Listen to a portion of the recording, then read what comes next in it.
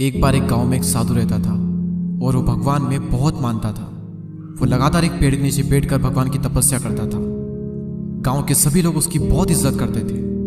और फिर तभी एक बार उस गांव में बहुत तेज बाढ़ आ गई। हर तरफ पानी भर गया। सभी लोग अपनी जान बचाने के लिए इधर उधर भागने लगे। तभी सभी लोगों ने देखा कि वो साधु अभी भी उसी पेड़ के नीचे बैठकर तपस्या कर रहा है। तभी एक आदमी उनके पास आया और उनसे कहा और उन्हें सलाह दी कि ये जगह छोड़ दे और यहाँ से भाग चले। लेकिन तभी साधु महाराज ने कहा कि तुम सब लोग अपनी जान बचाओ, मुझे तो मेरा भगवान बचाएगा। पानी का जो लेवल था वो धीरे धीरे ऊपर बढ़ने लगा, लेकिन साधु अपनी जगह से हिला तक नहीं। फिर कुछ देर बाद पानी साधु की कमर तक आ गया। तभी साधु के पास में एक नाव आई और नाव में बैठे हुए आदमी ने उनसे नाव में आने को कहा।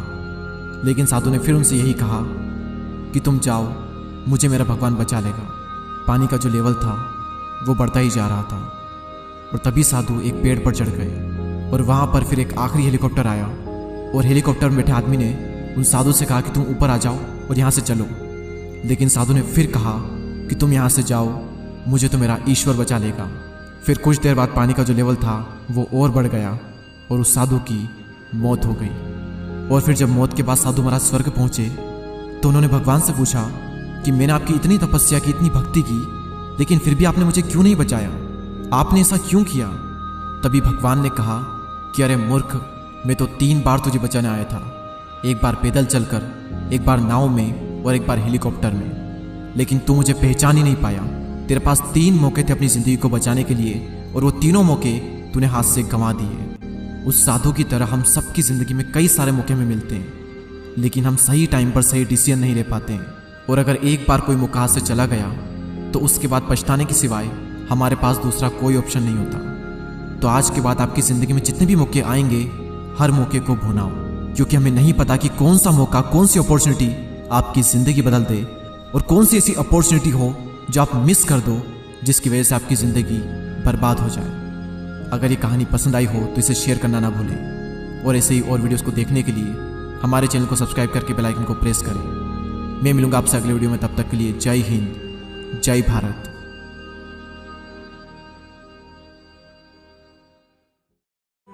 एक बार एक शहर में 2 दोस्त रहते थे।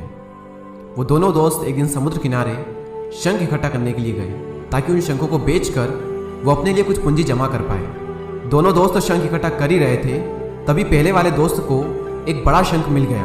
और ये देखकर दूसरे वाले दोस्त के मन में आया कि यार, इसे तो बड़ा शंख मिल गया, अब ये मुझसे ज़्यादा पैसा कमा लेगा। तो फिर उसने सोचा कि अब मैं भी सिर्फ बड़ा शंख ही ढूंढूंगा ताकि मैं भी ज़्यादा पैसा कमा पाऊँ। तो अब वो लग गया बड़े शंख की तलाश में। उसने खूब ढूंढा, खूब मेहनत की, लेकिन फिर भी उसे बड़ा शंख हासिल नहीं हुआ। और उस बड़े शंख के चक्कर में उसे जितने भी छोटे छोटे शंख मिलते, उन सारे शंखों को उठा करके फेंक देता, क्योंकि उसके दिमाग में वो बड़ा शंख था कि मुझे किसी भी हालत में वो बड़ा शंख चाहिए ताकि मैं थोड़े ज़्यादा पैसे कमा पाऊँ। तो बड़े शंख की तलाश में दोपहर से शाम हो गई, शाम से रात हो गई, तो ना तो उसे बड़ा शंख मिला और बल्कि जो छोटे छोटे शंख उसे मिले थे उन शंखों को भी उसने फेंक दिए। तो उसके हाथ में कुछ नहीं आया। और जो पहला वाला दोस्त था उसके पास एक बड़ा शंख था और कुछ छोटे शंख थे।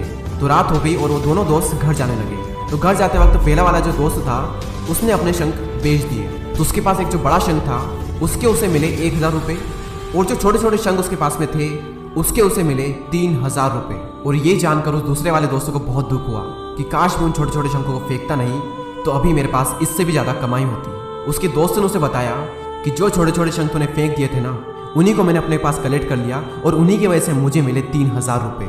और ये जानकर वो दूसरा वाला दोस्त और भी ज़्यादा निराश हो जाता है। इस कहानी को बताने का मेरा मकसद बिल्कुल साफ है कि हम बड़ी बड़ी चीज़ों के चक्कर में कई सारी छोटी छोटी चीज़ें, या फिर ये कहीं कि कई सारे छोटे छोटे मौके हाथ से गंवा देते हैं। हम हमारी डे टू डे लाइफ में भी कई सारी छोटी छोटी चीज़ों को इग्नोर करते हैं। लेकिन ये बात आपको जान लेनी चाहिए कि ये छोटी छोटी चीज़ें आगे जाकर बहुत विशाल रूप धारण कर लेती है। हर छोटी चीज़ पर ध्यान लगाओ, उसे इग्नोर मत करो, आगे जाकर आपको इसकी अहमियत पता चलेगी। मैं ये भी नहीं कह रहा हूँ कि आप छोटा सोचो और छोटा ही करो। मेरा कहने का मतलब ये है कि आप सोचो बड़ा, लेकिन उसके लिए हर वो छोटा काम करो जिससे कि आपका लक्ष्य आपको हासिल हो। दोनों दोस्तों का लक्ष्य एक ही था, वो था पैसा। लेकिन पहले वाले दोस्त ने बड़े पर भी फोकस किया और छोटे पर भी फोकस किया, और दूसरे वाले दोस्त ने सिर्फ बड़े पर फोकस किया, छोटी छोटी चीज़ों को इग्नोर कर दिया। और जहाँ उसे ज़्यादा पैसे मिलने चाहिए थे वहाँ उसे 1 रुपया भी नहीं मिला। और अंत में सिर्फ इतना ही कहना चाहूँगा कि छोटे छोटे बदलाव ही बड़ी कामयाबी का हिस्सा होते हैं। इसी तरह के और भी वीडियोस को देखने के लिए सब्सक्राइब करके बेल आइकन को प्रेस करें। मैं मिलूंगा आपसे अगले वीडियो में। तब तक के लिए जय हिंद, जय भारत।